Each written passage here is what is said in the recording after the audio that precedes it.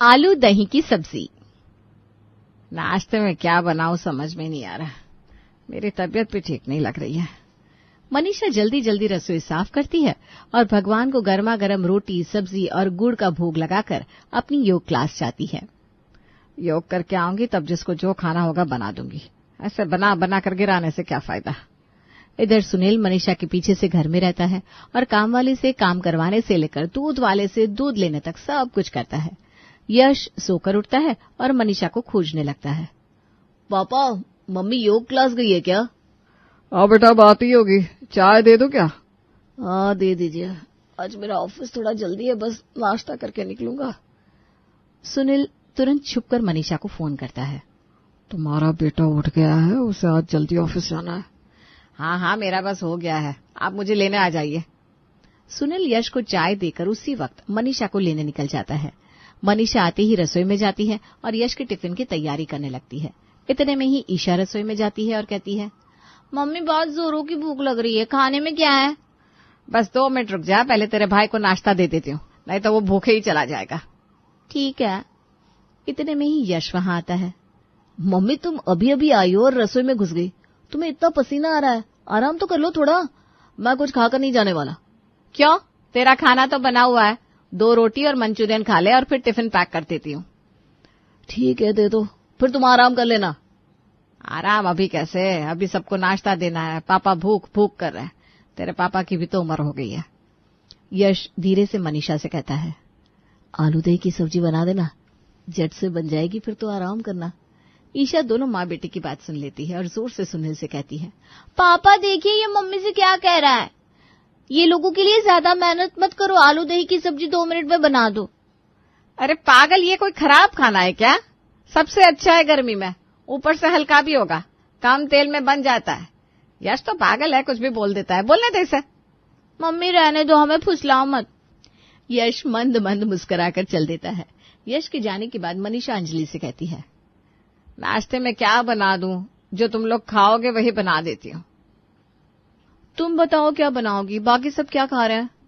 अरे यश को तो बासी कल का खाना देकर भेजी हूँ, मेरी तबीयत भी खराब है, अब कुछ पचता नहीं है, उम्र हो गई है।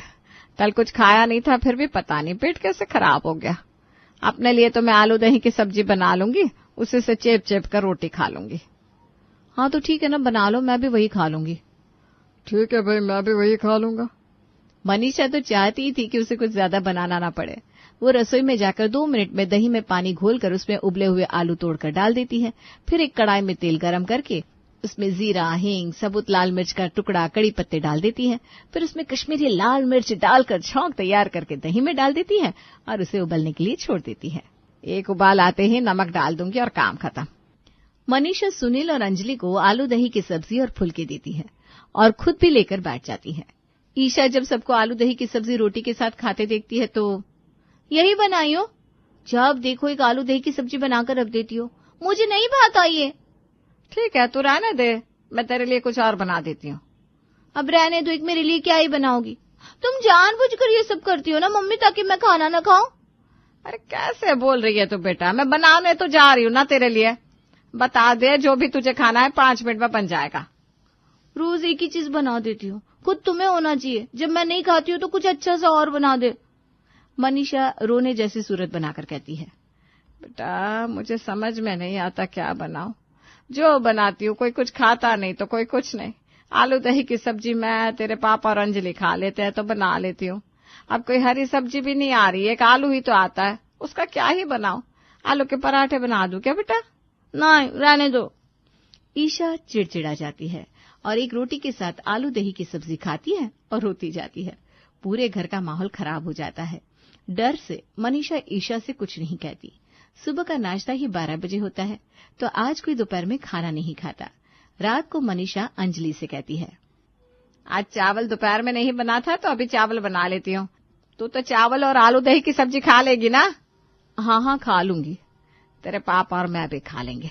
यश और ईशा से पूछ लेती हूँ, वो खाएंगे तो उनके लिए भी बना दूंगी। इतने में ही यश वहां आता है और मनीषा को कहता है, मम्मी क्या हुआ है, तुम इस तरह से क्यों चल रही हो? अरे कुछ नहीं हुआ मेरे राजा बाबू, ये बता तू क्या खाएगा? मेरे लिए कुछ बनाने की जरूरत नहीं है, जो बनाए मैं खा लूंगा। हद है यार, तीनों टाइम आलू दही की सब्जी। आलू दही नहीं, शाही खाना हो गया है जैसे। पता नहीं तुम लोग सब कैसे खा लेते हो। कैसे क्या, हम लोग सब यही तो खाते आए हैं बचपन से। अभी ना तुम इतना फुटानी करती हो। जब हम लोग जॉइंट में रहते थे तब कितने बच्चे थे घर में? तुम उस वक्त पैदा भी नहीं हुई थी। उस समय तो किसी को फुर्सत ही नहीं मिलता था। हम लोग तो स्कूल से आकर आलू दही की सब्जी और चावल खाकर सो जाते थे। हमें वही आदत है। माँ भी बहुत शौक से खाती थी। फिर बाद में सब अलग अलग हो गए, तब जाकर तुम और यश हुए। तभी तुम लोग इतने नाटक करते हो, ये नहीं खाएंगे वो नहीं खाएंगे। उस समय तो चावल तक फ्राई नहीं होते थे, क्यों मम्मी? हाँ भाई, झूठ क्यों बोलूं, अंजलि तो वही खाती थी। नानी के यहाँ भी यही बनता था। गर्मी के समय मेरी माँ आलू दही की सब्जी और रोटी बनाकर नीचे वाले तले में हमें लेकर आ जाती थी। हम लोग इसी को इतना आनंद लेकर खाते थे। मुझे तो आलू दही की सब्जी मिल गई, समझो अमृत मिल गया। तुम्हें आलू दही की सब्जी अमृत लगती है, वही मुझे चाउमीन पास्ता अमृत लगता है। मैं अपने लिए पास्ता बनाने जा रही हूँ और कोई मांगे ना बता देती हूँ। अंजलि तुम खाओ आलू दही की सब्जी, और यश तुम भी। मम्मी की लाडले हो ना तुम दोनों। मैदा खाने से तबीयत खराब हो जाएगी। ईशा अपने लिए पास्ता बनाने चली जाती है और यश धीरे से मनीषा से कहता है, मम्मी मैं भी पास्ता ही खा लूंगा, ईशा अकेले थोड़ी खा लेगी इतना। मनीषा और यश हंसने लगते हैं। अंजलि, मनीषा और सुनील चावल और आलू दही की सब्जी खाते हैं। 1 घंटे के बाद ईशा का पास्ता बनता है और वो पास्ता अपने लिए लेकर खाने बैठती है और फिर यश को चिढ़ाने लगती है, भाई मेरा क्या है, मैं तो बेकार ही खाऊंगी, सबको हेल्दी जो रहना है। अब अंजलि का भी मन चलने लगता है, लेकिन ईशा उसे ताना देगी, इस कारण वो कुछ नहीं कहती। फिर मनीषा रसोई में जाकर बाकी का पास्ता गरम करके यश को देने लगती है। तब ईशा कहती है, बनाएगा कोई नहीं, जब मैं बनाऊंगी तब सब लेने आ जाएंगे। अब ये पास्ता आना हेल्दी नहीं हो रहा है। ऐसे ही सब मुझे सुनाते रहते हैं। तुम इतना सब खा लोगी तो अकेले बर्बाद ना हो जाओ ना, इसलिए मैं खा रहा हूँ। कितनी मेहनत से अनाज आता है। तुम उसकी चिंता मत करो, मैं खा लूंगी। खुराक तो अच्छा हो गया तेरा। नजर तुम ही लगाते हो, जिससे मेरा खाना अंदर नहीं जाता है। मैं बाद में खाऊंगी बचा हुआ पास्ता। अरे रे रे, अब बासी कैसे खाओगी तुम तो बासी खाना खाती नहीं हो। ईशा चिड़चिड़ा जाती है। जा खा ले, सुख से खाने भी नहीं देता है, अंदर ही नहीं जा रहा है। बेटा अब तू पास्ता भी खाने की तरह खाएगी तो कोई क्या करेगा? ये सब थोड़ा ही भाता है। मुझे पता था तुम यही कहोगी। तुम्हारे दोनों बच्चे मुझे नजर लगाते रहते हैं। ईशा अपना थाली वाला पास्ता भी छोड़ देती है और मनीषा वो अंजलि को दे देती है। अंजलि उसे सफा चट कर देती है। ईशा अपने कमरे में जाकर रोने लगती है। सुख में मुझे खाने भी नहीं देते हैं। इधर मनीषा और सुनील ईशा को लेकर परेशान रहते हैं। कब जाके सुधरेगी ये? जब देखो तब बाहर का खाना, मैदा मैदा मैदा। कैसे चलेगा इसका शरीर ऐसे? शादी के बाद लड़की को कितनी दिक्कत होती है, बच्चे कैसे होंगे? अब क्या करूं मैं, तुम्ही ने तो बिगाड़ा इसे। बचपन से भूज भूज कर देती हो। हमारी माँ हमें क्या बस एक आलू दही की सब्जी बनाकर देती थी, वो भी तीनों टाइम, और हम तो बिना नखरे किए खा लेते थे। अब वो नहीं खाती तो मैं क्या करूं? बीमार पड़ जाएगी तो मुझे ही देखना पड़ेगा। इस घर में कोई कुछ नहीं करता। दिन बीतने लगते हैं। एक रोज मनीषा की बहन पुष्पा उसे फोन करती है। मन नहीं लग रहा है, सोच रही हूँ अपनी बेटी और नातिन के साथ तेरे घर आ जाऊं। अरे इस पे बोलने वाली क्या बात है, आजा। वैसे भी हमारा पीहर तो माँ बाप के जाने के बाद खत्म हो गया। अब हम बहन ही तो है एक दूसरे की। वही ना, ऐसी भाभिया भगवान किसी को ना दे जैसी हमें मिली है। अरे आग लगा उन्हें, उनका नाम लेकर क्यों अपना मन खराब करती है? मैंने तो सोच लिया है, मेरा कोई भाई नहीं है। सही कहा। ईशा, यश और अंजलि खुश हो जाते हैं। चलो मौसी और दीदी आ रही है, इसी बहाने अच्छा अच्छा खाने को मिलेगा। कुछ दिनों के लिए आलू दही की सब्जी से छुटकारा तो मिलेगा। दीदी अपनी बेटी को भी ला रही है। बहुत दिन हो गए हम लोग कहीं घूमने नहीं गए। मौसी आएगी तो गाड़ी बुक करके घूमने चलेंगे। हाँ हाँ चले जाना, लेकिन पहले मौसी को तो आने दे। 1 हफ्ते बाद पुष्पा अपनी बेटी सोनिया और नातिन आरू के साथ मनीषा के घर आती है। पुष्पा के आने से मनीषा के घर का माहौल थोड़ा हल्का होता है। अरे गधी, ये सब लाने की क्या जरूरत थी? सोनिया, नाश्ते में समोसा मंगवा रही हूँ, दोपहर में बता क्या बना दूं? मौसी समोसे की कोई जरूरत नहीं है। ज्यादा पैसे हो गए क्या तुम्हारे पास? तो मुझे ऐसे ही दे दो। रात की रोटी होगी ना, हम वही खा लेंगे। पागल है क्या? इतने दिनों बाद तुम लोग आए हो और मैं तुम्हें बासी खिलाऊं, ये अच्छा लगता है क्या? अरे कौन सा हम पराए हैं भाई, पैसा मत काट। मौसी इसी बहाने हमें भी खाने को मिल जाएगा, वरना मम्मी तो खुद बाहर का खाती नहीं है। मनीषा बाजार से सबके लिए समोसे मंगवा देती है। सब एक साथ बैठकर नाश्ता करते हैं। पुष्पा, मनीषा और सोनिया अपनी पुरानी बातों में लग जाते हैं। दोपहर के खाने का वक्त होता है। मनीषा कहती है, पुष्पा बताना क्या बना दूं? चावल तो आज बनेगा नहीं, आज एकादशी है। मम्मी चाउमीन बना दो ना, सोनिया दीदी का भी मन होगा और आरू भी खाती होगी शौक से। नहीं मौसी, आरू को मैंने बिल्कुल भी बाहर के खाने की आदत नहीं लगाई है, बस दाल चावल यही सब खाती है वो। बहुत दिनों से मुझे आलू की पूड़ी और आलू दही की सब्जी खाने का मन हो रहा है। छोटे में नानी घर में खाया करती थी, नानी बनाती थी ना हमारे लिए। हाँ, मुझे भी ना आलू की पूड़ी और आलू दही की सब्जी बहुत पसंद है। ठीक है, फिर सब खा लेंगे यही, और रात में भी यही हो जाएगा। यश भी खा ही लेता है। ईशा अपनी बातें पर हाथ रख लेती है। ये सब लोग इतने कंगले की तरह क्यों करते हैं? आलू दही की सब्जी नहीं हो गई जैसे कि शाही पकवान हो? भगवान, क्यों मुझे इन गरीबों के यहाँ पैदा किया जिन्हें कॉन्टिनेंटल और चाइनीज खाना समझ में नहीं आता। मनीषा खाना बनाकर सबको खिलाती है। सोनिया चटकारे ले लेकर आलू दही की सब्जी खाती है। मौसी एक नंबर, नानी के हाथों का स्वाद याद दिलाती है आपने। खाना तो ये अच्छा बनाती ही है, कवारे से ही। अरे आरू को भी खिलाना, आरू भी खा तो रही है साथ में। मम्मी का बस चले ना तो शादी में भी आलू दही की सब्जी ही रखवा दे। हाँ बिल्कुल, खराबी क्या है इसमें? तेरे आस्ता पास्ता से तो अच्छी है ये। एक हफ्ते बाद पुष्पा, सोनिया और आरू जाने लगती है। मौसी ट्रेन के लिए आलू दही की सब्जी और पराठे पैक कर दो ना प्लीज। अरे तेरे बोलने से पहले ही मैंने तैयार कर दिया था बेटा। ये होती है मौसी। मनीषा खाना पैक करके देती है और सुनील, पुष्पा, सोनिया और आरू को ट्रेन में बिठा कर आ जाता है। इधर पुष्पा के जाते ही ईशा घर में तमाशा चालू कर देती है। मम्मी, मैं तुम्हारे हाथ का खाना नहीं खाऊंगी। ये आलू दही की सब्जी खा खाकर मेरा मुंह कचड़ा हो गया है। मुझे 1000 दो, मुझे अपने दोस्तों के साथ पार्टी करने जाना है। और मेरी सहेली एक ढाबे से खाना मंगवाती है, उसके यहाँ का खाना बहुत टेस्टी होता है। अब मैं वही का खाना अपने लिए मंगवा लूंगी। महीने का 2500 है। ये क्या बोल रही है, हैं? अपने घर में कब से ये सब होने लगा? अच्छा लगता है क्या? मैं बना दूंगी तुझे जो भी खाना है, मत खा तू ये आलू दही की सब्जी।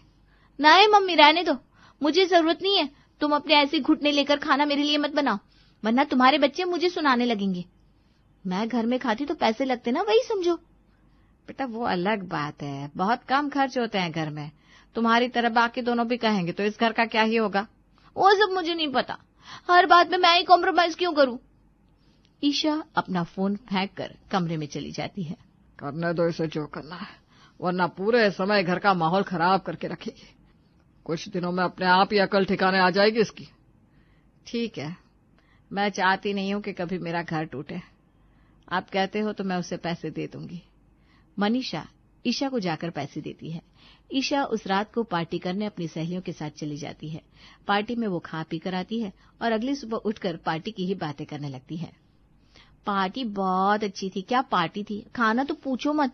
चाउमीन, चाइनीज भेल, baby corn, manchow soup, pizza, क्या नहीं था, मजा ही आ गया।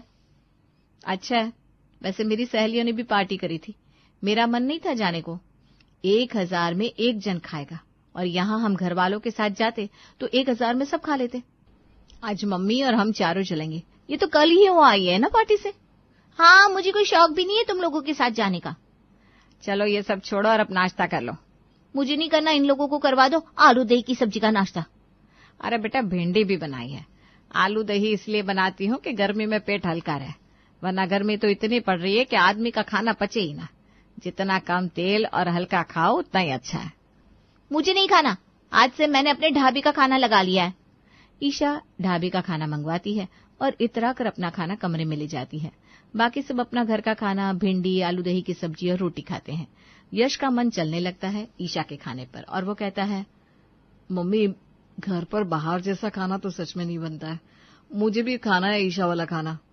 अरे बेटा उसे खाने दे, सड़ी गली सब्जी से बनाते हैं बाजार में खाना, हमारी तरह इतना देख कर साफ सुथरा नहीं होता। उसी का तो 2500 लग रहा है, फिर तू भी वही खाएगा तो 5000 हो जाएगा। 5000 में तो मैं पूरे घर का राशन चला लेती हूँ। अरे बाबा इतना महंगा, ठीक है नहीं खाना। अब यश भी घर का खाना खाकर खुश रहता है और ईशा को जाकर बहुत सुनाता है कि वो जो कर रही है गलत है। मुझे मत सुना, अपना काम कर। तू खा रहा है ना घर का, खा, मेरे खाने पर नजर भी मत लगाना। अरे ठीक है, अब तेरी तबीयत खराब होगी तो हम बचाने नहीं आएंगे। दिन बीतने लगते हैं। एक हफ्ते बाद एक रोज जब ईशा दोपहर का खाना खा रही थी तब उसके पेट में बहुत तेज दर्द होने लगता है और वो दर्द से छटपटाने लगती है। अपने कमरे में होने के कारण उसे कोई देख भी नहीं पाता। पता नहीं क्या हो गया है, पेट क्यों दुख रहा है इतना। ईशा पूरा खाना वैसा का वैसा ही छोड़ देती है। फिर उसे लूज मोशन होने लगते हैं। उसकी तबीयत बहुत ज्यादा खराब हो जाती है। बार बार मुझे बाथरूम क्यों आ रहा है, इतना तो कुछ खाया भी नहीं है। दोनों भाई बहन ने नजर मार दी है मेरे खाने में। इधर मनीषा देखती है कि ईशा रात का खाना वापस भिजवा देती है और सुबह से बाथरूम के चक्कर लगा रही है। मनीषा ईशा के पास जाती है। क्या हुआ है बेटा, पेट खराब है क्या तेरा? तुम्हारे बच्चों ने नजर मार दिया है मुझे, इसीलिए ये सब हो रहा है। उन लोगों से मेरी खुशी देखी कहाँ जाती है। ऐसा नहीं है बेटा, रुक मैं तुझे दवाई देती हूँ। मनीषा ईशा को दवाई देती है और उसका पेट ठीक हो जाता है। अगले दिन फिर से वो सुबह नाश्ता हॉल में खाने लगती है और उसके पेट में इतना भयंकर दर्द शुरू हो जाता है कि उससे बर्दाश्त नहीं हो पाता। वो चिल्ला चिल्ला कर जोर से रोने लगती है। अरे क्या हुआ है, रुक डॉक्टर के पास ले चलते हैं। सुनील और मनीषा ईशा को अस्पताल लेकर जाते हैं। मैंने पेन किलर दे दिया है, एक बार दर्द कंट्रोल के लिए। आप एक बार पेट की सोनोग्राफी भी करवा लीजिएगा। मुझे लग रहा है कि इन्हें स्टोन है। क्या स्टोन? नहीं, ऑपरेशन नहीं करवाऊंगी मैं अपनी बच्ची का, लेकिन इसे स्टोन कैसे हो गया? इतना डरिए मत, पहले टेस्ट करवा के रिपोर्ट दिखाइए। आजकल बच्चे घर का खाना खाना नहीं चाहते, बाहर का खाते हैं तो ये सब हो जाता है। बाहर में साफ सफाई थोड़ी करके कोई खाना बनाता है।